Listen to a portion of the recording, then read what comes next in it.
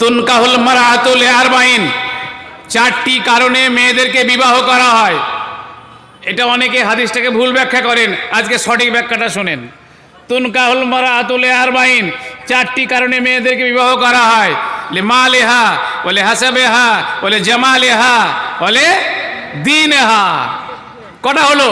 চারটা। মালের জন্য, মানে কিছু মানুষ মালের জন্য বিয়ে করে, একেবারে কালশিট, কালো কুৎসিত দেখতে, কোনো চেহারা নাই, কিন্তু মাল কড়ি আছে, বিয়ে করছে না? করছে তো মালের জন্য বিয়ে করে। কিছু মানুষ আছে বংশ মর্যাদা রক্ষা করার জন্য বিয়ে করে, যে আরে অমুক বংশে বিয়ে করতে হয়, মেয়ে যেমনই হোক একটা বংশের দাম আছে, মর্যাদা দাম আছে, আভিজাত্যের দাম আছে, তো বলে হাসাবেহা, বংশ মর্যাদার জন্য বিবাহ করে। আবার কিছু কিছু মানুষ রূপের জন্য বিয়ে করে, কিছুই নাই, এরকম অনেক ঘটনা শোনা যায়। বলে পুত্র সন্তানে একটারা ছেলে দেখতে খুব ভালো, চাকুরিজীবী, টাকা পয়সার অভাব নাই, সুন্দরী মহিলা চায়। সে ও যদি একেবারে গরিব ঘরের মহিলা তাতে কোনো আপত্তি নাই, সুন্দরী মেয়ে চায়। নিজের 10,000, 20,000, 50,000, 1 লাখ টাকা খরচা করে মেয়েকে বিয়ে করে নিয়ে যায় কি যায় না? তো সৌন্দর্যের জন্য করে। আর 4 নম্বর হচ্ছে বলে দিনে হা, কিছু মানুষ আছে ওসব দেখে না, দিনকে দেখে, ধর্ম দেখে, ইসলাম দেখে। তারপরে কি বললেন নবী সাল্লাল্লাহু আলাইহি ওয়াসাল্লাম? বলছেন ফাজফার বিজাতি দিন, তোমরা এই চারটার মধ্যে এই একটাকে প্রাধান্য দাও। দিন থাকে তো ওটাকে বিবাহ করো, ওর রূপ কম থাক, ওর টাকা কম থাক, বংশীয় মর্যাদার অভাব থাক, কিন্তু দিন আছে ওটাকে নাও। আর আমাদের গার্ডিয়ান যারা, অভিভাবক যারা ছেলের বিয়ে দেবে, ছেলে একমাত্র ছেলে, চাকুরিজীবী ছেলে, ব্যবসায়ী ছেলে, খুঁজবো কেমন মেয়ে? না তো মেয়ে সুন্দরী চায়, সঙ্গে টাকাও চায়। আর দিনের ব্যাপারে ওটা আপনি হবে, দিনটা পরে হয়ে যাবে, বাড়িতে এসে করব। দিনটাকে প্রাধান্য দেবে না। একটা মেয়ের মধ্যে দিন আছে, আদব কালচার আছে, সেটাকে না, ওটাকে বাদ দিয়ে যেখানে টাকা, যেখানে সম্পদ, যেখানে সৌন্দর্য, রূপ, যেখানে বংশীয় মর্যাদা, ওটাকে প্রাধান্য দেবে, দিনকে প্রাধান্য দেবে না। তো প্রথমেই যদি আপনার নিয়াতে খুঁট থাকে, নিয়াতে গলত থাকে, আর জমি যদি সঠিক না হয়, তো প্রোডাকশন ভালো হবে কি? ভালো হবে? প্রথম নির্বাচন করতে হবে, আপনি পুরুষ, আপনার যাকে বিবাহ দেবেন, আপনার ছেলে কিংবা যে বিবাহ করবে আপনার স্ত্রী, যেন সালেহ হয়। নবী সাল্লাল্লাহু আলাইহি সাল্লাম বলছেন, দুনিয়াতে আর দুনিয়া কুল্লুহা মাতা ওয়া খায়রু মাতাইদ দুনিয়া আল মারআতু সালেহা। নবী সাল্লাল্লাহু আলাইহি সাল্লাম বলছেন, দুনিয়া সব বস্তু হচ্ছে ভোগ্য বস্তু, দ্রব্য। আর দুনিয়ার সবার মধ্যে, সমস্ত বস্তুর মধ্যে সেরা বস্তু, সেরা উপভোগ্য বস্তু হচ্ছে, সেরা সম্পদ হলো আল মারআতু সালেহা, নেক স্ত্রী। একজন মানুষের জীবনে নেক স্ত্রী কত যে মূল্যবান, যে সমস্ত ভাইরা, যে সমস্ত বাবাজিরা নেক স্ত্রী পেয়েছেন তারা জানেন। মনে রাখবেন, দুনিয়ার সমস্ত ভেজাল আপনি সইতে পারবেন, বাড়ির ঘরের ভেজাল সওয়া যায় না। বাইরে ঝামেলা হলো, ভেজাল হলো, বাড়ি আসেন, স্ত্রী যদি আপনার নেক হয়, সৎ হয়, তো আপনাকে আশ্বাস দেবে, আপনার পাশে থাকবে, আপনার দুনিয়ার ভেজাল আপনি মুক্ত হয়ে যাবেন। আর দুনিয়ার বাইরে সব শান্তি, বন্ধুদের সঙ্গে ভালো ব্যবহার, কলিগের সঙ্গে ভালো ব্যবহার, আর বাড়ি এলেন আর আপনার ভালো ব্যবহার না, আপনার জীবনটা বরবাদ। বহু মানুষ এই স্ত্রীর কারণে, নেক স্ত্রী না হওয়ার কারণে গলায় দড়ি দিয়ে জান দিয়েছে।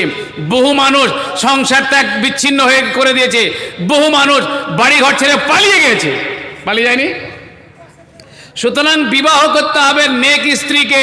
টাকা দেখলে হবে না, রূপ দেখলে হবে না, ক্ষমতা দেখলে হবে না।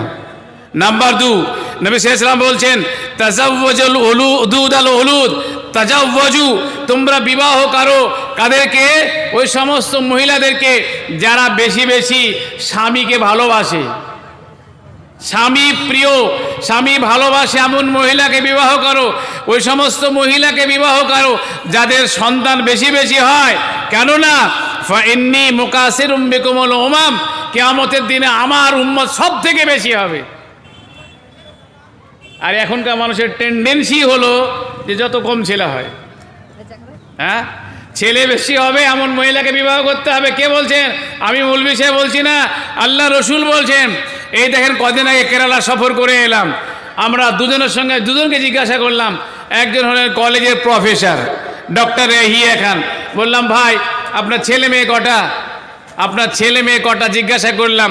তো উনি বললেন, ভাই আমার 6টা ছেলে মেয়ে। কলেজের প্রফেসর, কেরালা বাড়ি, 6টা তার ছেলে মেয়ে, 2টো ছেলে 4টা মেয়ে।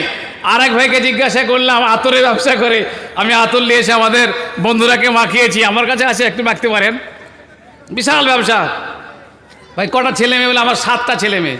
তার মধ্যে 6টা আমার 2 বউয়ের, আর একটা অ্যাডপ্ট করা, মানে অন্য ওই বউকে বিবাহ করেছি যার স্বামী মারা গেছে।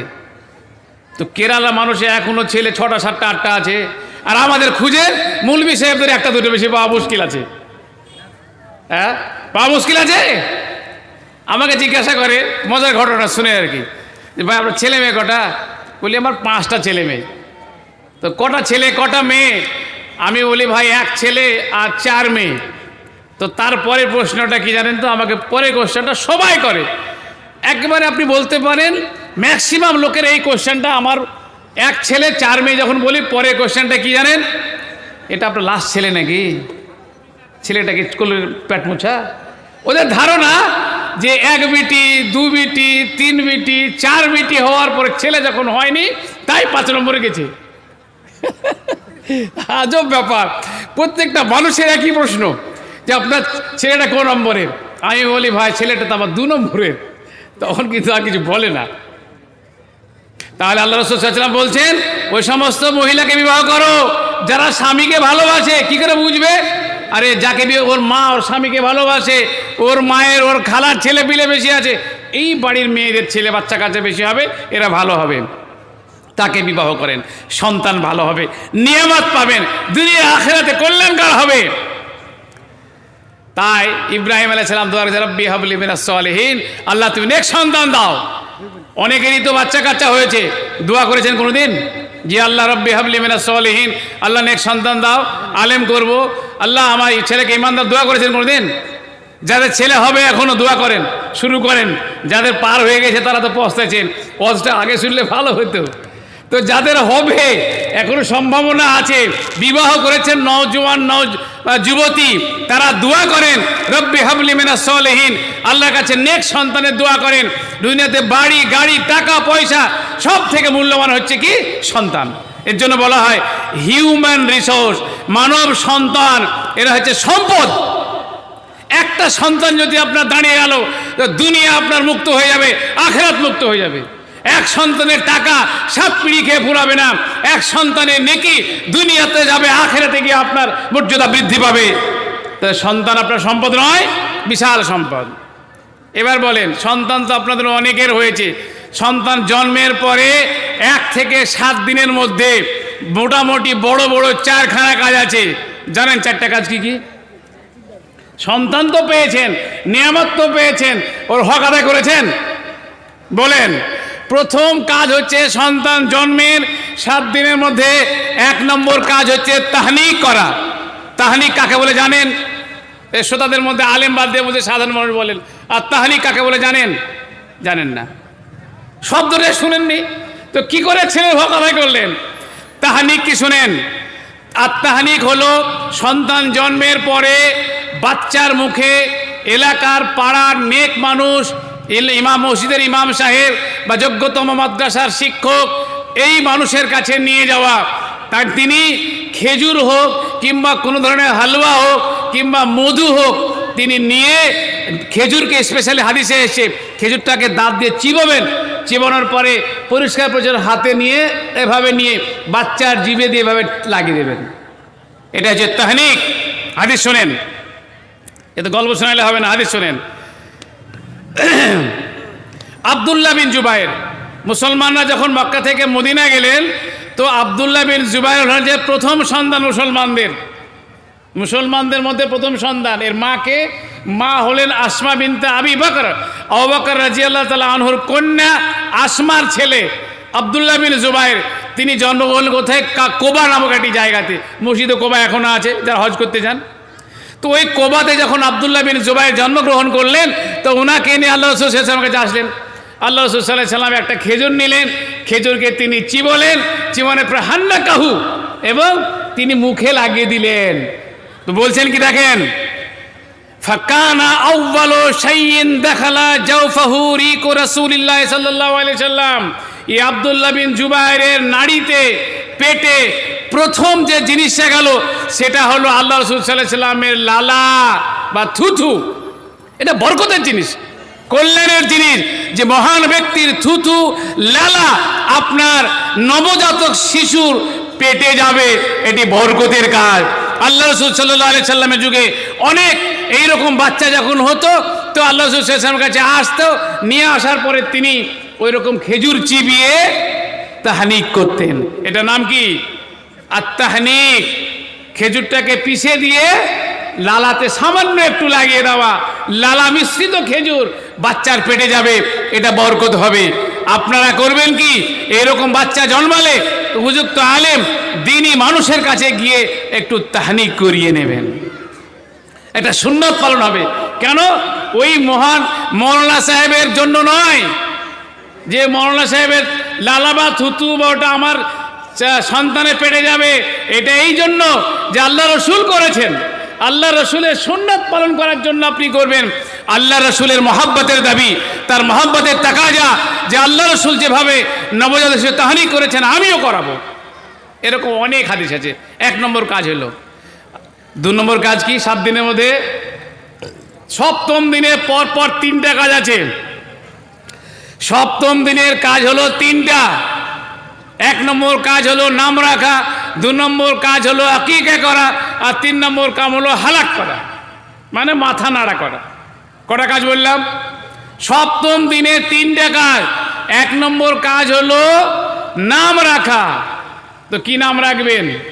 নাম রাখার ব্যাপার হাদিসে এসছে। নবী সাল্লাল্লাহু আলাইহি ওয়াসাল্লাম বলছেন, ইন্নাকুম তুদআউনা ইয়াওমাল কিয়ামাতি বিআসমাইকুম, কিয়ামতের দিনে তোমাদেরকে নাম ধরে ডাকা হবে। ও আসমায়ে আবাইকুম, তোমাদের বাপের নাম ধরেও ডাকা হবে। ফাহাসসিনু আসমাআকুম, সুতরাং তোমরা নামগুলো ভালো করে রাখো। ভালো নাম মানে? ভালো নাম মানে মুন্টু, ঝন্টু, এমনও নাম আছে বুঝলেন, নাম শুনলে আপনার গা জ্বলবে। গা জ্বলার কথা লজ্জা লাগবে। কি নাম রে বাবা, এর কোনো মানে হয় না, মতলব হয় না, মাথা নাই, মুন্ডু নাই, কি নাম? তো নাম রাখতে হবে ভালো নাম। এখনকার মানুষের টেন্ডেন্সি হয়েছে নামের প্রতিযোগিতা, এমন নাম রাখবো যেন এই পাড়াতে না থাকে, ও নামের মানে হোক আর না হোক। হ্যাঁ, ফার্সি নাম রাখবে, ইংল্যান্ডের নাম রাখবে, পারস্যের নাম রাখবে, আরবি না অর্থবহ নাম রাখবে না। আর যদি স্কুল কলেজে বিভিন্ন জায়গাতে নাম দেখেন তো বুঝতে পারবেন না, নাম শুনে এটা হিন্দু না মুসলমান। মোহন মুসলমান না হিন্দু গো? সুমন নিহার মুসলমান না হিন্দু? রিয়া হিন্দু না মুসলমান বলতে পারবেন? বুঝা যাবে? বুঝা যাবে না। বুঝার জন্য কি শেখ মোহাম্মদ থাকলে বুঝা যাবে, নাহলে বুঝা যাবে না। তো আল্লাহ রসুল বলছেন কিয়ামতের দিনে তোমাদেরকে তোমাদের নাম ধরে ডাকা হবে, তোমাদের বাপের নাম ধরে ডাকা হবে। সুতরাং তোমরা সুন্দর সুন্দর নাম রাখো। মুহাদ্দিসিনে কেরাম বলছেন, ফোকাহে এজাম যারা বেশি বিশেষজ্ঞ তারা বলছেন নাম রাখবে কিভাবে? নবীদের নাম রাখো, সালফে সালেহিনদের নাম রাখো, নাম রাখো সাহাবীদের নাম রাখো, অর্থবহ নাম রাখো। এক বাচ্চা জন্মের পরে নবী সাল্লাল্লাহু আলাইহি ওয়াসাল্লামের কাছে আসলেন, নবী সাল্লাল্লাহু আলাইহি ওয়াসাল্লাম তাহনিক করলেন, বললেন ওয়াসাম্মাহু ইব্রাহিম, নাম রেখে দিলেন ইব্রাহিম, যাও চলে যাও। এখন মৌলভী সাহেব নাম একটা 2 4টা 5টা দেন তো, 5টা বলার পরে শুনতে যেটা ভালো লাগবে, মানে বুঝো করে সেটাই রাখবে। ভালো অর্থবহ নাম রাখতে হবে। আর নবী সাল্লাল্লাহু আলাইহি সাল্লাম বলছেন আল্লাহ তাআলার কাছে সব থেকে প্রিয় নাম কি? আব্দুল্লাহ, আব্দুর রহমান। ছেলের নাম রাখেন আব্দুর রহমান, ছেলের নাম রাখেন আব্দুল্লাহ, ছেলের নাম রাখেন আব্দুল গফুর, ছেলের নাম রাখেন আব্দুল সবুর। আব্দুলের নাম রাখুন বান্দা বান্দা দিয়ে, আর নাম রাখার পরে সে নামই ডাকবেন। বেটার নাম রেখেছেন আব্দুর রহমান, আর আপনি ডাকছেন এই রহমান শুন। এ স্বভাবটা তো আপনি খারাপ করেছেন। আপনি নিজে নাম রেখেছেন আব্দুর রহমান, কোনোদিন বাপও বলে না আব্দুর রহমান, মাও বলে না, আর বাড়ির লোকও বলে না, তো পাড়ার লোকে আব্দুর রহমান বলবে? নাম রেখেছেন আব্দুল্লাহ, তো ওটাকে আল্লাহ বলতে পারে না, আব্দুল্লাহ বলে ডাকে। তো যেখানে আব্দুর রহিম আব্দুর রহমান আছে তা আব্দাকে বাদ দিয়ে মানুষ ডাকে, বাড়ির লোকেরা শুরু করে। সুতরাং এরকম ধরনের নাম রাখবেন যার অর্থ আছে, অর্থবিহীন নাম রাখবেন না। হলো আকিকা করবেন, আকিকা কি করবেন, আমাকে সংক্ষিপ্ত সময় সারতে হবে, এত ভরমার হাদিস বলতে গেলে দিন পার হয়ে যাবে, অনেক সময় লেগে যাবে, 1 ঘন্টা শেষ করতে হবে আমাকে। আকিকা না রাখবেন, আকিকা কি করতে হবে নিয়ম জানেন, এর প্রচুর হাদিস আছে। আল আকিকাতু মুরতাহ আল গোলাম ও মুরতাহিন বিআকিকাতিহি, হ্যাঁ এটা হাদিসটা সম্পর্কে অবশ্য অনেকে বলেছেন জাইফ হাদিস, অনেকে বলছেন না এটা সহি হাদিস আছে। হ্যাঁ এর অর্থ হচ্ছে এটা যে বাচ্চার জন্য আকিকা করা সুন্নাতে মুআক্কাদা। আকিকা কি করতে হবে, যদি পুত্র সন্তান হয় 2টো করতে হবে, ছাগল, পাঠা পাঠি, ভেড়া পাঠা পাঠি। যদি কন্যা সন্তান হয় 1টা করতে হবে। কবে করতে হবে, 7ম দিনে আলোচনা চলছে, 7ম দিনে এটা করতে হবে। করেছেন? কে বলবে আমার হাসপাতালে আছে, কে বলবে আমার টাকা নাই, কে বলবে অমুক, নানান ধরনের বাহানা। আর এখন একটা আবার নতুন মশলা উঠেছে, বলল সে একটা ছাগল দিব একটা গরু দিব, এটা কোন সুন্নাত গো? এটা কি সুন্নাত? এটার মতলব জানেন? এটা হলো আল্লাহ রসুলের সুন্নাত অনুযায়ী আমি 2টা করব, আর আমার সুন্নাত হচ্ছে একটা গরু করব। সুন্নাতের শিরিক হচ্ছে গো। হ্যাঁ কেন? যে গরু না করলে মাংস বিতরণ করা যাবে না, লোককে মিলাতে পারবো না, নাউজুবিল্লাহ মিন যালিক। মাংস বিতরণের জন্য আকিকা না, এটা সুন্নাত, রাসূলের পদ্ধতি, আল্লাহর হুকুম। আকিকার মাংস যা হবে তাই দেন, 10 ঘর হবে 10 ঘরই দেন, রান্না করে 1 বাটি করে দেন, একটু সুরমা দেন, দুনিয়ার লোককে বাঁটতে হবে, এটা আকিকা নয়। এই জন্য ছেলে ভালো হয় না। আকিকা আল্লাহ রসুলকে অনুসরণ করে করুন, আল্লাহ সন্তুষ্টির জন্য করুন, মানুষকে মাংস খাওয়ানোর জন্য নয়। 3 নম্বর 7ম দিনের কাজ হচ্ছে মাথা নাড়া করতে হবে। ডাক্তাররা বলবে এই মাথা এখন কচি নাড়া না, আল্লাহ রসুলের থেকে বড় ডাক্তারেরা নয়, মাথা নাড়া করতে হবে। কাজাব, ওই ভেতরের চুল, মায়ের গর্ভে ছিল, চুলটাকে সুন্দর করে ছিলে দিতে হবে। 4টা কাজ হলো 7 দিনের মধ্যে। আর 2টো কাজ যেটা চর্চিত আছে, সহি নয়, 2টো ইশারা করে দিই। আরও 2টো কাজ, জন্মের পরে পরে আজান দেওয়া একটা চর্চা আছে। আমরা দেখি জন্মের পরে, হ্যাঁ শুনেছি কানে আজান দিব, ডান কানে আজান, বাম কানে একামাত। আবার এটাও দেখেছি আল্লাহু আকবার বলে জোরে আজান হয়েছে, কী ব্যাপার রে, বলে ছেলে হইল। এটাও দেখেছি আমরা, যে বাড়িতে ছেলে হলে বাড়ির বাইরে আজান দিতে আমরা নিজেরা দেখেছি। এ আজানের কোনো ভিত্তি নাই, এ হাদিস কোনো দিক থেকেই সহি নয়। অবশ্য কেবলমাত্র ডান কানে আজানের বিষয়টা 2-1 জন, 100 জনের মধ্যে 2 জন 1 জন মুহাদ্দিসিনে কেরাম বলেছেন যে এটা দেওয়া যেতে পারে, কেননা কিছু কিছু মানুষের আমল ছিল। কিন্তু এ বিষয়ে এটাই সঠিক যে কোনো আজান দেওয়াই যাবে না, এটাই সব থেকে বারহাক, আল্লাহু আলাম বিসসাবাব। আর একটা কি, 7ম দিনে মাথা নাড়া করার পরে চুল পরিমাণ, যেটা চুল পাওয়া গেল ওই পরিমাণ সোনা কিংবা চাঁদি দান করে। এটা আমি নিজেও করেছি, এখন বুঝছি ভুল হয়েছে, তখন করেছি, প্রত্যেকটা ছেলের করেছি ভাই, কিন্তু এর করার দরকার নাই। তাহলে 7 দিনের মধ্যে 4টা কাজ বললাম, সহি কাজ 4টা মুখস্থ করেন, ধরলে পারবেন তো। 1 নম্বরে কি বললাম, আত্মাহানিক। 2 নম্বরে সব, এটা প্রথমে জন্মের পরে করতে হবে।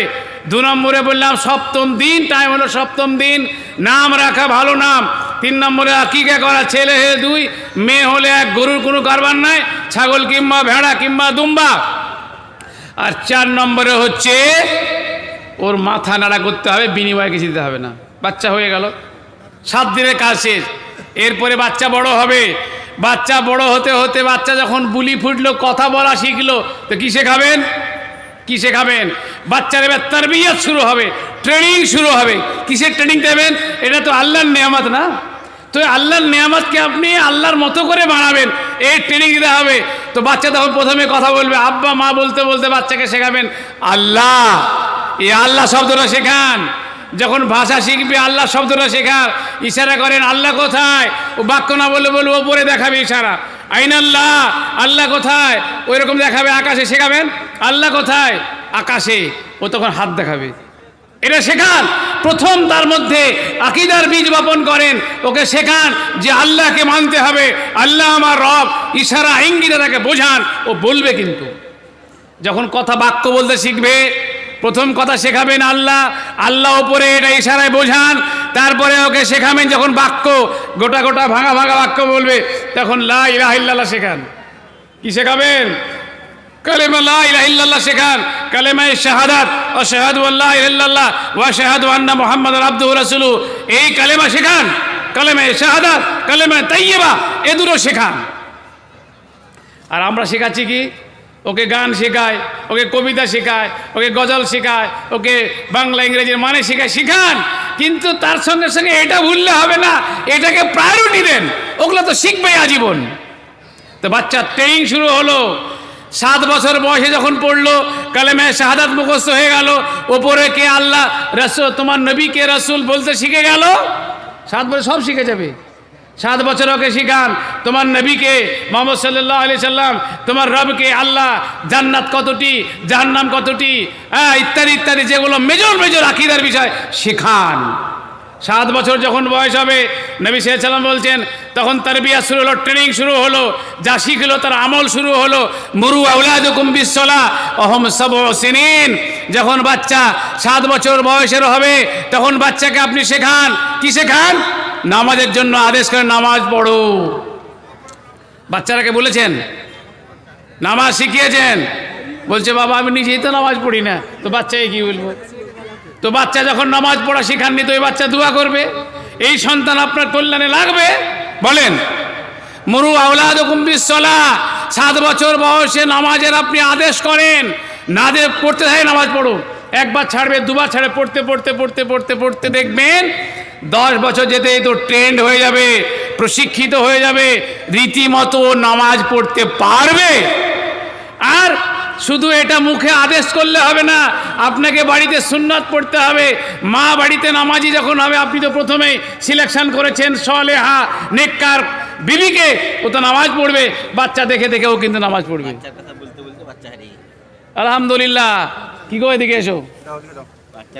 কি নাম তোমার আম্মু? নাজিয়া। আব্বুর নাম কি? হ্যাঁ, নেকদার। বাড়ি কোথায়? টপিডাঙ্গা। বাড়ি কাছে আছে, টেনশন বসো, এখানে চেয়ারে বসো, তোমার গাড়ি থেকে রেখে আসবো বাড়িতে, টেনশন নাই। আমি গাড়িতে করে নেকদারের বাড়িতে রেখে আসবো। এই নেকদার কে আছেন গো? নেকদারের মেয়ে নাজিয়া না কি বললো বাবু? তোমার কি নাম বললে? নাজিয়া। নাজিয়া খুব ভালো মেয়ে। বসো বসো, একটা বিস্কুট দেন তো, খাক বাচ্চা, কোনো টেনশন নাই, তোমাকে গাড়িতে করে রেখে আসবো, বসো তুমি। নেকদারের মেয়ে এখানে আছে, নিয়ে যাবেন। তাল কেটে গেল, কি বলছিলাম? হ্যাঁ, যে আপনি যখন বলবেন তখন নিজেও করবেন। মনে রাখবেন, শুধু বললে হবে না। আল্লাহ তাআলা বলেন, ইয়া আইয়ুহাল্লাযিনা আমানু লিমা তাকুলুনা মা লা তাফআলুন, হে ঈমানদারগণ, যা করো না তা বলো কেন? আপনি বলবেন বাচ্চাকে নামাজ পড়ো, আর আপনি ঘুমিয়ে থাকবেন, বাচ্চা নামাজ পড়বে? পড়বে? কোনোদিন পড়বে না। আপনি নিজে পড়েন, বাচ্চা দেখে দেখে আপনার সঙ্গে সেজদা মারবে, আপনার সঙ্গে রুকু করবে, আপনার সঙ্গে জামাতে গিয়ে হাজির হবে, এবং আপনি বলতে থাকেন, আপনার বাচ্চা নামাজি হয়ে যাবে। যদি 10 বছর পর্যন্ত আপনার বাচ্চা নামাজি হয়ে গেল, আপনি সৌভাগ্যবান। যে পিতার সন্তান নামাজি, সেই পিতার মতো সৌভাগ্যবান দুনিয়াতে খুব কম আছে। আপনি দুনিয়াতে বেঁচে আছেন বেনামাজি ছেলে, আপনার ছেলে চাকুরিজীবী, আপনি হতভাগা। আপনার ছেলে ব্যবসায়ী, আপনি হতভাগা। আপনার ছেলে কোটিপতি, আপনি হতভাগা। আপনার ছেলে উপার্জন কম, হালাল খায়, নামাজি, দিনদার, আপনি সৌভাগ্যবান। অজরিবুহুম ওয়াহুম আশারু সিনিন। আর যখন 10 বছর বয়স হবে, নামাজ পড়বে না, তখন লাগান মার। মেরেছেন কখনো সন্তানকে 2 চড় লাগিয়েছেন নামাজের জন্য? ও পড়েনি, পড়তে বসেনি, তার জন্য মেরেছেন। বাজারে যায়নি, মেরেছেন। অন্য কোনো কাজ করে যায়নি, মেরেছেন। নামাজের জন্য নামাজ পড়েনি, কখনো 2 চড় লাগিয়েছেন, কখনো বকাঝকা দিয়েছেন? আপনি নিয়ামতের কুফরি করবেন, আর আপনি বলেন ছেলে বড় হয়ে আমার সেবা করে না, বড় হয়ে আমার কথা শোনে না। আপনার কথা শুনবে কেন? দুনিয়াতে আপনার কথা শুনেনি, দুনিয়াতে আপনাকে কষ্ট দিচ্ছে, আখিরাতে গিয়ে আপনার লেজ ধরবে, আল্লাহকে বলবে, আল্লাহ আমার বাপ আমাকে শিক্ষা দেয়নি, আমার হক আদায় করেনি। শুধু বাপের হক দাবি করলে হবে না, সন্তানের হক আদায় করা আপনার জন্য অপরিহার্য। সন্তানকে লালন করুন, মানুষ করুন, সন্তানের হক আদায় করেন, সন্তানের উপরে আপনার দাবি মজবুত থাকবে, আল্লাহ তাআলার কাছে আপনি পরিত্রাণ পাবেন। 10 বছরের ছেলে নামাজি হয়ে গেল, ছেলে তো লেখাপড়া টুকটাক শিখেছে, এরপরে বাচ্চাকে তালিম দেন, এবার ওকে এডুকেশনের জগতে নিয়ে আসেন, শিক্ষা দেন। কি শিক্ষা দেবেন বাচ্চাকে? আল্লাহ তাআলা যারা প্রত্যেক বাপ যারা আছেন, যারা এখনো বাপ আছেন, বেঁচে আছেন, সে বাচ্চা বড় হোক ছোট হোক সবারই জন্য সূরা লোকমান খুলবেন আর আয়াতগুলো পড়বেন। আমি পড়ে পড়ে আপনাদেরকে শুধু অনুবাদ শোনাচ্ছি, টাইমের অভাবে বেশি বিশ্লেষণ করা যাবে না। 9টাতেই খতম নাকি বলছে, একদম এত কড়া লোক আপনারা গো, তাহলে কি করে শেষ করব কথাগুলো সব? আচ্ছা, চেষ্টা করছি। আল্লাহ তাআলা বলছেন, দেখেন, লুকমান হাকিমের নাম শুনেছেন? হাকিম কেন? খুব বুদ্ধিমান। আল্লাহ তাআলা লুকমান হাকিম তার ছেলেকে যে কথাগুলো বলেছিলেন সেই কথাগুলো কোরআনে ঠাঁই দিয়েছেন, এটা আল্লাহর কথা। লুকমান হাকিমের ঘটনাকে আল্লাহ তাআলা নিজে বর্ণনা করেছেন, মানে কত গুরুত্বপূর্ণ কথা। এবং প্রত্যেক বাপের নিজের ছেলেকে আয়াতগুলো পড়ে শোনানো দরকার। কোনোদিন শুনিয়েছেন? সাধারণ পাবলিক জানেই না, যারা আলেম ওলামা তারা মনে হয় শোনায়নি।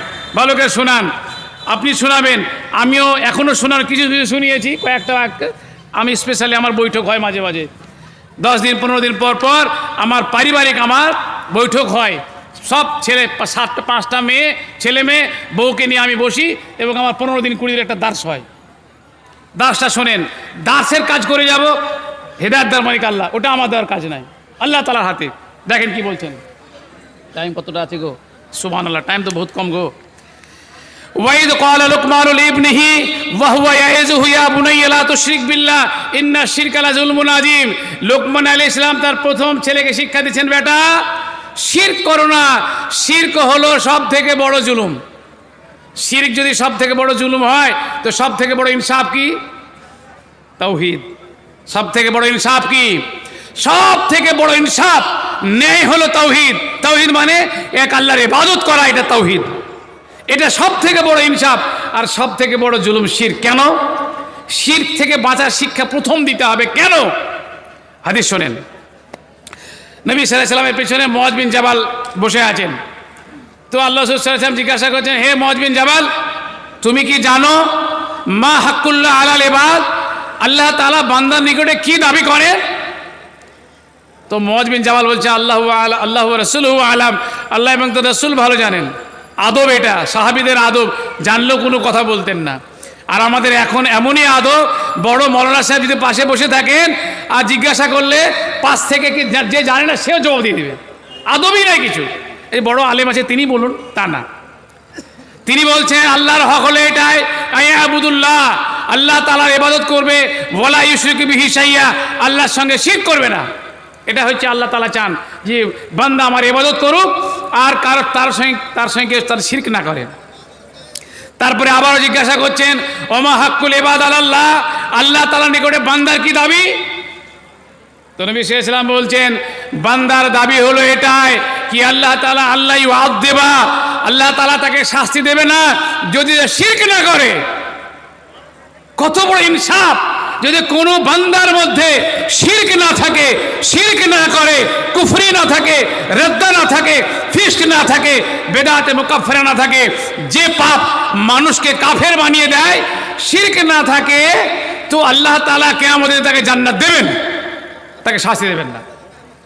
তার উদাহরণ এটা দিয়ে দিই, মুসলিম শরীফের হাদিসটা ভালো করে শোনেন। আল্লাহ তাআলা, বিখ্যাত হাদিস, আল্লাহ তাআলা মুমিন বান্দাদেরকে, ফেরেশতাদেরকে বলবেন, যাও, যার যেমন পাপ আছে, সামান্য রায়ের দানা বরাবর যত নেকি আছে, যার যেমন আছে সবকে জাহান্নাম থেকে তুলে আনো, সুপারিশ করার অধিকার দেবেন। সব মানুষ একটা একটা করে জাহান্নাম থেকে তুলে আনবেন। তুলে আনবার আল্লাহ তাআলা বলবেন, বাকিয়াত শাফাআতি, এই শোনো, আমার সুপারিশ এখনো বাকি আছে। রায়ের দানা বরাবর যাদের নেকি ছিল, নিষ্পে রায়ের দানাবার মানে অর্ধ রায়ের দানাবার যাদের ঈমান ছিল, সবকে আল্লাহ তাআলা সুপারিশের মাধ্যমে বের করার পরে আল্লাহ বলবেন, আমার সুপারিশ এখনো বাকি, আমি এখনো সুপারিশ আমার বাকি আছে। আল্লাহ তাআলা জাহান্নাম থেকে আকওয়ামান, অনেক মানুষকে সেখান থেকে তুলবেন যাদের কোনো নেকি থাকবে না, শুধু শিরকে থাকবে না। কি থাকবে না? নেকি তো নাই, কিন্তু শিরকও নাই। এমন অনেক মানুষকে আল্লাহ তাআলা নিজে তুলে আনবেন, তো ওদের অবস্থা কেমন হবে? একেবারে কাঠ কয়লা হয়ে যাবে, পুড়ে ছারখার হয়ে যাবে, ঠিকরি হয়ে যাবে, কিচ্ছু থাকবে না। এমন পাপী বান্দাকে আল্লাহ তাআলা তুলে আনবেন শুধু তার রহমতের একটা কারণে, যে ওরা শিরক করবে না। আল্লাহ তাআলা তুলে ওদেরকে জান্নাতের সামনে আনবেন। জান্নাতের সামনে একটা নহর আছে, ওই নদী আছে, ওই নদীটার নাম হচ্ছে নেহরুল হায়াত। নেহরুল হায়াত মানে যেখানে যে নদীতে পড়লে পারে মানুষ জীবন পেয়ে যায়, জীবন নদী। ওই মানুষগুলোকে নদীতে নিক্ষেপ করা হবে, সব মানুষ হায়াত পেয়ে যাবে, জীবন ফিরে পাওয়ার পরে তাদেরকে জান্নাতে দেবেন। তো লোকমান আলাইহিস সালাম কি শিক্ষা দিলেন? শিরক করো না। প্রথম শিক্ষা কি? বেটা শিরক করো না। ইন্না শিরকা লা যুলমুন আযীম, নিশ্চয় শিরক হলো মহা অন্যায়। আপনারা আপনাদের বাচ্চাদেরকে শিরকের বিষয়ে সতর্ক করেছেন কখনো? কখনো করেছেন? আপনার নিজের শিরক সম্পর্কে ওয়াকিবহাল আপনারা জানেন? শিরক কাকে বলে, কোথায় কোথায় শিরক হয়? নামাজ পড়বেন, শিরক থাকবে, বেকার হয়ে যাবে। যদি কোনো মানুষের শিরক থাকে, মুশরিক হয়ে যায়, যেমন কবরে মাজারে যায়, দুর্গা মন্দিরে যায়, মন্দিরে গিয়ে পুজো দেয়, বিভিন্ন মূর্তিতে গিয়ে প্রণাম করে, সেখানে টাকা পয়সা দেয়, এগুলো সব শিরক। যদি কোনো মানুষের এমন কাজ করে থাকে, আর 5 ওয়াক্ত নামাজও পড়ে, মক্কা থেকে উমরা করেছে 10 বার, হজ করেছে 5 বার, তাও জিরো হয়ে যাবে, জাহান্নামে যেতে হবে। শিরক যদি আপনি না চিনেন, ইসলাম চিনলেন না, তাওহীদ চিনতে পারবেন না। এর জন্য লোকমান আলাইহিস সালাম প্রথম শিক্ষা দিলেন, বেটা শিরক করো না। আপনারা নিজে শিরক শিখবেন, বেটাকে শিক্ষা দিবেন। 2 নম্বরে কি বললেন? আমি শুধু মানে বলে দিই, পড়তে গেলে টাইম হবে না। বেটা আল্লাহ তাআলা অর্ডার করেছেন যে পিতা মাতার সেবা করতে হবে, এটা তোমার 2 নম্বর কাজ। প্রথম কাজ আল্লাহর ইবাদত করো, শিরক করো না। আর 2 নম্বর কাজ হচ্ছে পিতা মাতার সেবা করতে হবে, সেবা করো। আপনি বলছেন বেটা পিতা মাতার সেবা করো, আর আপনার বাড়িতে আপনি নিজে মাকে ভাত দেন না, আপনার বেটা শুনবে? কি গো, শুনবে? আপনি বেটাকে বলে বেটা পিতা মাতার সেবা করতে হয়, কথা শুনতে হয়, আর আপনি নিজের বাপের কথা শুনেন না, আমার কথা শুনেন না, আপনার কথা ছেলে শুনবে? তাহলে মুখে বলার সঙ্গে সঙ্গে প্র্যাকটিক্যাল আপনাকে করতে হবে। মুখে কম বলেন, আপনি আপনার আব্বার সেবা করছেন, খাবার দিচ্ছেন, পোশাক দিচ্ছেন, বেটা কিন্তু দেখছে যে আমার আব্বা কি কাজ করে, অটোমেটিক তার শিক্ষা হচ্ছে। কি গো সুপার সাহেব বসে আছেন গো, আসসালামু আলাইকুম। সব বড় বড় মানুষ চলেছে পেছনে, ভয়ের ব্যাপার। তাহলে নিজে যেমন বলতে হবে, নিজে করতেও হবে, তবে শিক্ষাটা হবে, নাহলে শিক্ষা হবে না। তবে আর একটা কথা বললেন, পিতামাতার কথা মানতে হবে ঠিক, কিন্তু পিতামাতা যদি পাপের কাজে, আল্লাহ এবং তার রাসূলের খেলাফ কাজে আহ্বান করে, পিতামাতার কথা মানা যাবে না, কিন্তু তাদের সঙ্গে সৎ ব্যবহার করতে হবে। পিতা বলছে নামাজ পড়তে যেতে হবে না, তুই মাঠে যা, এটা কথা শোনা যাবে না। পিতা যদি বলে চুরি করতে হবে, চুরি কাজে উদ্বুদ্ধ করে, কথা শোনা যাবে না। পিতা যদি বলে মার্ডারের কাজে অমুকে মার্ডার করতে যাবো, কথা শোনা যাবে না, কিন্তু তার সঙ্গে ভালো ব্যবহার করতে হবে। বাপ যদি বলে বিড়ি কিনে নিয়ে যাবেন না, বিড়ি কিনতে যাবেন না, বিড়ি কিনতে খবরদার না, বিড়ি কিনতে যাবেন না। বাপ যদি বলে মদ কিনে যাবেন না, মদ কিনতে, হারাম কাজ, ও কাজ বাপের কথা মানা যাবে না। বাপ মার কথা সেটাই মানা যাবে যেটা কোরআন এবং সহিহ সুন্নাহর আলোকে সহি, না হলে বাপের কথা মানা যাবে না। কিন্তু বাপ যদি মুশরিক হয়, মূর্তি পূজারী হয়, কবর পূজারী হয়, মদখোর হয়, ব্যভিচারী হয়, জেনাখোর হয়, তবুও বাপকে টাকা দিতে হবে, পোশাক দিতে হবে, খাবার দিতে হবে, কিন্তু কথা শোনা যাবে না।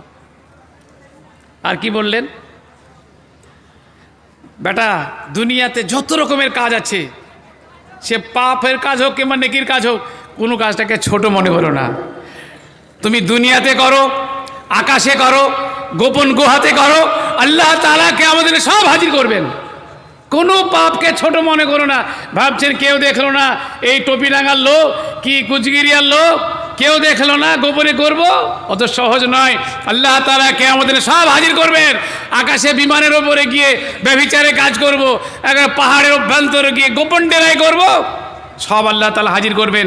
বেটাকে শিক্ষা দিচ্ছেন, 10টা শিক্ষা দিয়েছেন, 10খানা শিক্ষা বেটাকে দিয়েছেন, পর পর পর পর এই শিক্ষাগুলো আপনারা পড়ে নেবেন। আমার আলোচনার টাইম না, আর মাত্র 10 মিনিট টাইম আমাকে শেষ করতে হবে। তো লুকমান আলাইহিস সালাম তার ছেলেকে শিক্ষাগুলো দিলেন, 10খানা শিক্ষা। অহংকার করো না, লোককে ছোট মনে করো না, উচ্চস্বরে কথা বলো না, গালিমন্দ করো না, পৃথিবীর ওপরে জমিনে অহংকার করে চলাফেরা করবে না। অহংকার কাকে বলে জানেন? কাকে বলে গো? সংজ্ঞা বলেন দেখি। অহংকার কাকে বলে বলেন? মেলা দিন তো ওয়াজ শুনছেন, এত বড় বড় বক্তার ওয়াজ শুনেন, অহংকারের সংজ্ঞাটা শুনেননি? এটাই তো ওয়াজ চলছে। ওয়াজের মাহফিলে মানুষকে কি শোনায়, মানুষ কি শুনে বলতে পারবো না। ইলম কত টাকা হয় জানি না, কিন্তু বেইলমি কথা প্রচুর হয়। প্রত্যেকটা সংজ্ঞা আছে। কিবরি কাকে বলে, অহংকার কাকে বলে, ভালো করে শুনে নেন, সবারই দরকার। অহংকার সম্পর্কে তার সংজ্ঞা নবী সাল্লাল্লাহু আলাইহি ওয়াসাল্লাম বলছেন, অহংকার কি? তিনি বলছেন কিবর হলো কি? তো গামাতুন নাসে, গামাতুন নাস, বাতারুল হককে ও গামাতুন নাস, দুটো কথা। ছোট্ট কথার মধ্যে অহংকারের সংজ্ঞা দিলেন। হক, সত্যকে অস্বীকার করা আর মানুষকে অবজ্ঞা করা, এটা হচ্ছে অহংকার। আপনি বাম হাতে পানি খাচ্ছেন, ভাই এই বাম হাতে পানি খেয়েও না, এটা আল্লাহ রাসূল মানা করেছেন, এটা হক।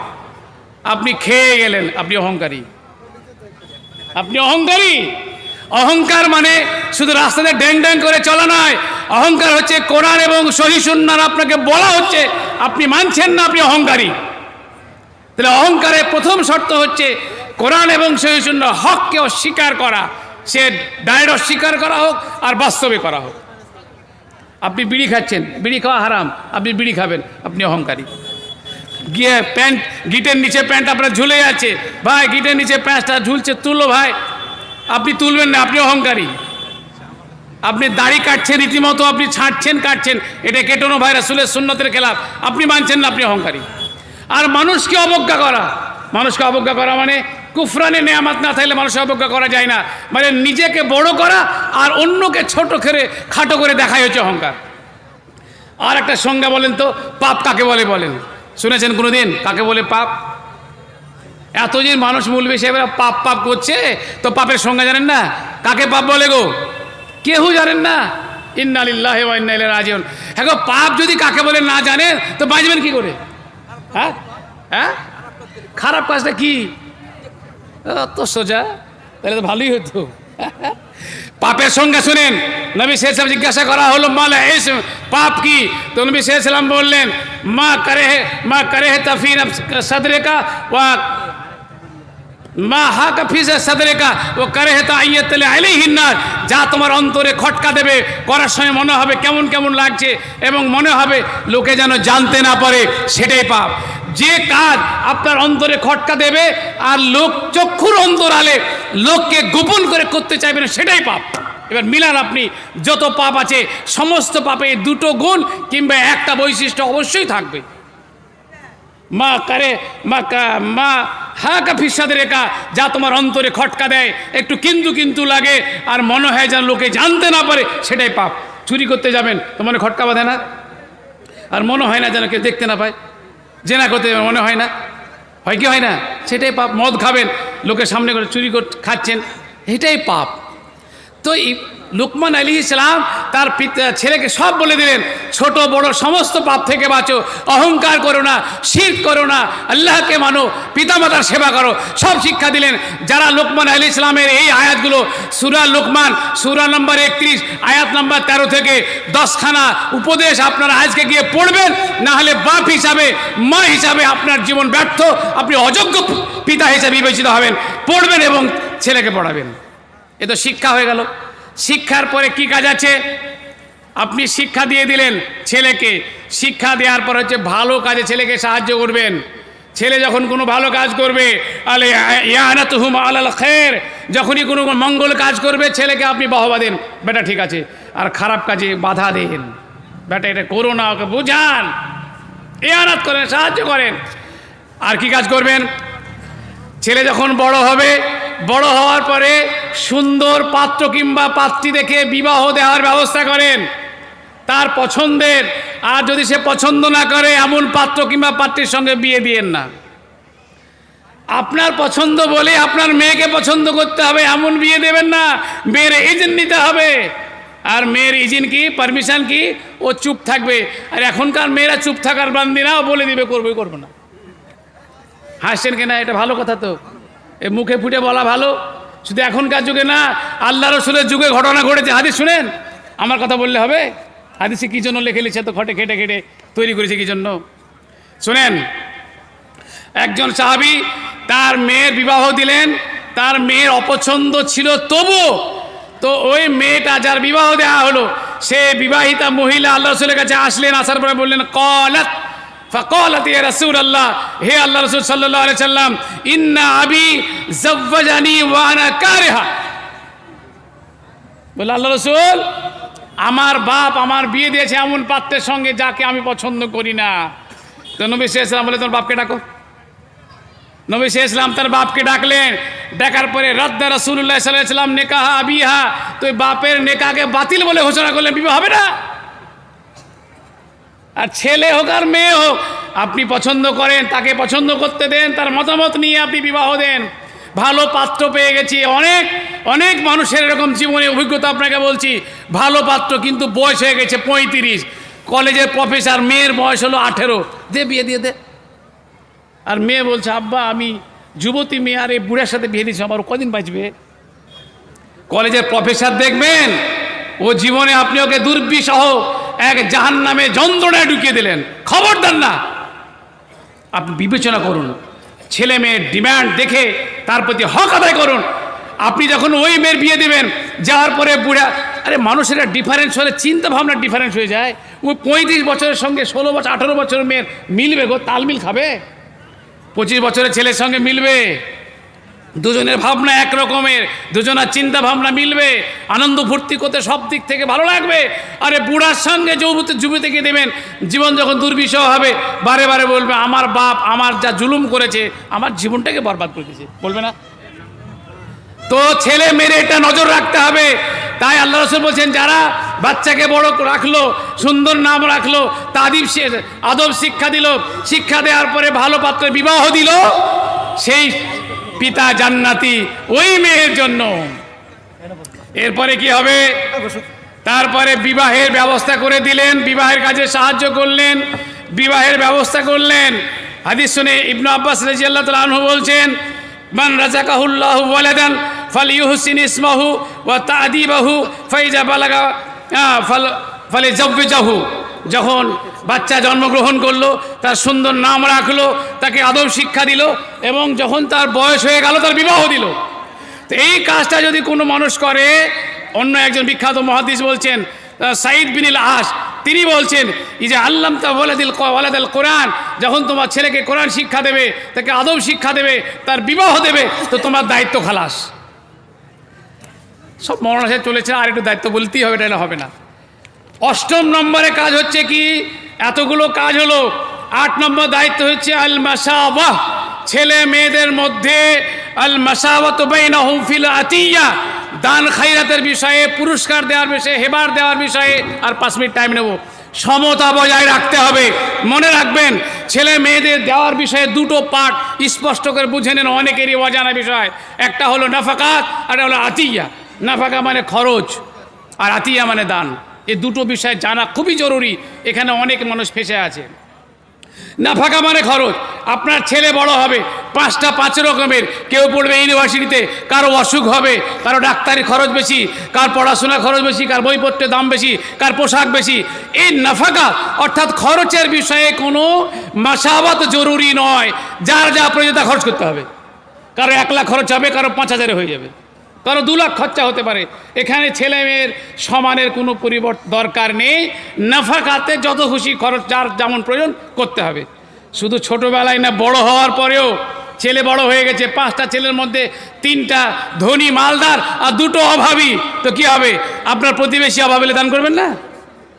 তো বড় হওয়ার পরেও ওর প্রয়োজনে, ওর ছেলে মেয়ে পড়ানো, ওর ওষুধ পানি দেওয়ার জন্য পিতা খরচ করতে পারবে, নাফাকা খরচ করা যাবে, অবৈধ নয় এটা। কিন্তু আতিয়া করা যাবে যখন করবেন, কোনো জায়গা দিবেন, বড় কিছু গিফট করবেন, তখন গরিব বড় লোক সবার জন্য সমান। এটাই হচ্ছে আল মাসাওয়াতু বাইনাহুম ফিল আতিয়া। দান খায়রাতের ক্ষেত্রে, সাদকার ক্ষেত্রে কোনো যে হেবা যখন করবেন, তখন বড় লোক গরিব সবার জন্য সমান, ছেলে মেয়ে সবার জন্য সমান। আর যখন আপনি নাফাকা খরচ করবেন, ছোট হোক কিংবা বড় হোক, বিবাহের আগে হোক কিংবা পরে হোক, সব সময়ে আপনার প্রয়োজনের জন্য ছেলে মেয়ের জন্য খরচ করতে পারবেন। নিয়াত বিশুদ্ধ রেখে খরচ করার নামে মাল চালু করবেন না, কিন্তু মাল পাচার করলে হবে না। খরচটা খরচের জায়গা থাকবে। এটাই হচ্ছে বাপের ইনসাফ, এটাই হচ্ছে আপনার বিচারের জায়গা। এই জায়গা যখন করবেন, তখন আপনি ছেলে মেয়েদের কাছ থেকে সঠিক ব্যবহার পাবেন। বর্তমানে করছেন কি আপনারা করছেন কি? অনেক গার্জেনের কাছে খবর আসছে যে ছেলে মেয়ের বড় হয়েছে, মেয়েদের হক মেরে সব ছেলেরাকে দিয়ে দিচ্ছেন। আটকে যাবেন, কিয়ামতের দিনে ছাড়বে না। ওই মেয়ের আপনি দুয়া পাবেন। মেয়েরা নামাজি যখন হবে, নামাজ পড়বে, ওর মুখ দিয়ে দুয়া বেরাবে যে আমার সংসার চলে না, আমার স্বামীর অভাব, আর আমার বাপের দামি দামি সম্পত্তি সব ছেলেরাকে লিখে দিয়েছে। সাবধান, যে সমস্ত ভাইয়েরা দুনিয়াতে মনে রাখবেন, মৃত্যুর আগে ওয়ারাসাত বা বিরাজ বন্টন করার নিয়ম নয়। মৃত্যুর পরে, মৃত্যুর আগে যারা যারা নিজেদের মতো করে সম্পদকে ছিনিমিনি খেলছেন, কাকে কম বেশি করে দিচ্ছেন, সব গুনাহগার, সবাইকে হিসাব লাগবে। আর একটা কথা বলে দিই, আপনারা বলবেন, কিছু ছেলেরা বলবেন আমার আব্বা অমুককে ভালোবাসে, অমুককে ভালোবাসে না। আর এই ভালোবাসার দায়িত্ব, এটা হৃদয়ের কাজ। নবী সাল্লাল্লাহু আলাইহি ওয়াসাল্লাম বলছেন, আল্লাহ তাআলা নবী সাল্লাল্লাহু আলাইহি ওয়াসাল্লাম বলছেন, রহমানের দুই আঙ্গুলের মাঝে, আল্লাহ তাআলার দুই আঙ্গুলের মাঝে মানুষের হৃদয় থাকে। আল্লাহ তাআলা যেমন চান তেমন তিনি ঘোরান, মানুষের এতে কিছু হাত নাই। আপনার কোনো ছেলে কিছু ব্যবহারে, তার কথাবার্তা, আচরণে আপনার মহব্বতের সঙ্গে ভালোবাসা আল্লাহ জুড়ে দিয়েছেন, কিছু করেন না। এটা নবী সাল্লাল্লাহু আলাইহি ওয়াসাল্লাম বিবিদের মাঝে বলছেন, স্পষ্ট হাদিস, তিনি সমস্ত বিবিদের মধ্যে বন্টন করতেন, সমবন্টন হতো, কার কাছে কখন কিভাবে থাকবেন। তো নবী সাল্লাল্লাহু আলাইহি ওয়াসাল্লাম আয়েশাকে বেশি ভালোবাসতেন আয়েশাকে বেশি। ওটা তো হৃদয়ের কাজ, ও তো বাহ্যিক কোনো কাজ না, কিন্তু দেওয়া থোয়া সব সমান। আল্লাহকে বলছে, আল্লাহ যার মালিক আমি নই, তুমি সেটা পাকড়াই করো না। ফালা তালুমনি, তুমি আমাকে সে বিষয়ে মোলামাত করো না। ফিম আল্লাহ আমলিকো, যার আমি মালিকানা নই, তুমি যার মালিক, তুমি অন্তরের মালিক, ভালোবাসা দেওয়ার মালিক। আয়েশার প্রতি আমার বেশি ভালোবাসা, এটা তোমার দেওয়া, এটার আমি মালিক নই। এই বিষয়ে তুমি আমাকে মোলামাত করো না, ভর্ৎসনা করো না। কিন্তু যার আমি মালিক, প্রত্যেকের জন্য পালি বন্টন করে দেওয়া, এটা আমি সমানভাবে করেছি, এটা আমি দ্বিচারিতা করিনি। সুতরাং ছেলে মেয়ের প্রতি, কোনো ছেলে মেয়ের প্রতি পিতামাতার ভালোবাসা তার আচরণে, তার কোনো কাজের জন্য হয়, তার ব্যবহারের জন্য হয়। এ ভালোবাসা আল্লাহ তাআলার পক্ষ থেকে অবতারিত হয়। এ ভালোবাসা আপনি রাখবেন, এটা আল্লাহ তাআলার দান, এটা আল্লাহর কাছে দোয়া করবেন, আল্লাহ আপনাকে পাকড়াও করবেন না। কিন্তু ওই ভালোবাসার টানে বেশি জমি রেখে দেওয়া, ভালোবাসার টানে ভালো জায়গা দেওয়া, ভালোবাসার টানে তার ছেলে মেয়েকে বেশি করে দেওয়া, অন্যের প্রতি অবহেলা করা, এটার জন্য কিন্তু পাকড়াও হবেন। ছেলে মেয়ে সমান, তারপর ভালোবাসা কম থাক বেশি থাক, সবার জন্য দেওয়া থাকা বিষয়ে সমান থাকতে হবে। কিন্তু নফাকাতের বিষয়ে, খরচ করার বিষয়ে আপনি প্রয়োজনে অভাবী ছেলের জন্য খরচ করতে পারেন। আল্লাহ তাআলার কাছে দোয়া, আল্লাহ তাআলা যেন আমাদের যে নেয়ামত দান করেছেন। আরেকটা 2 মিনিটের মধ্যে আমি কনক্লুশন টেনে দিচ্ছি। প্রথম কথা বলেছিলাম, শুরু করেছিলাম যে সন্তান হচ্ছে পৃথিবীর মধ্যে শ্রেষ্ঠতম নেয়ামত যে আল্লাহ তাআলা দান করেন। এই নেয়ামত একজন মানুষকে, পুরুষকে পুরুষত্বের জায়গায় নিয়ে যায়, নারীকে মাতৃত্ব দান করে। এ সন্তান দুনিয়ায় শেষকে অসহায় সহায় উপার্জনের মাধ্যম, আখিরাতে জান্নাতে মর্যাদা বৃদ্ধির মাধ্যম, আলমে বারজাখে নেকি পাওয়ার একমাত্র মাধ্যম হচ্ছে এ সন্তান। সুতরাং এই সন্তানের নেয়ামতের পরিচর্যা করা প্রত্যেকটা মানুষের জন্য অপরিহার্য। এর জন্য 10খানা নিয়মের কথা কোরআন এবং সুন্নাহ থেকে বললাম। আল্লাহ তাআলা যেন আমাদেরকে সন্তান সঠিকভাবে লালন পালন করার, তাদের মর্যাদা, তাদের সম্মানকে রক্ষা করে তাদেরকে দিনদার, ইমানদার বানানোর আপ্রাণ প্রচেষ্টা আমরা চালিয়ে যেতে পারি। তার জন্য আল্লাহ তাআলার কাছে সকলে আমরা ফরিয়াদ জানাই, হে আল্লাহ তুমি আমাদের ফরিয়াদ কবুল করে নাও, আল্লাহুম্মা আমিন। আল্লাহ তাআলা এরপরেও আপনার পরিচর্যা করার পরে বলবেন, এমনও হতে পারে যে এর পরেও কিছু ছেলে বদমাশ হতে পারে, তার জিম্মেদারি আপনি হবেন না। আল্লাহ তাআলার অন্তত আপনি গিয়ে পাকড়াও হবেন না তার দরবারে। হে আল্লাহ তুমি আমাদেরকে কোরআন ও সহিহ সুন্নাহ মোতাবেক সন্তান পরিচর্যা করার, শিশু প্রতিপালন করার তৌফিক দান করো, আল্লাহুম্মা আমিন। আকুলু কাওলি হাযা আস্তাগফিরুল্লাহ ওয়া লিসাইরিল মুসলিমিন। আসসালামু আলাইকুম।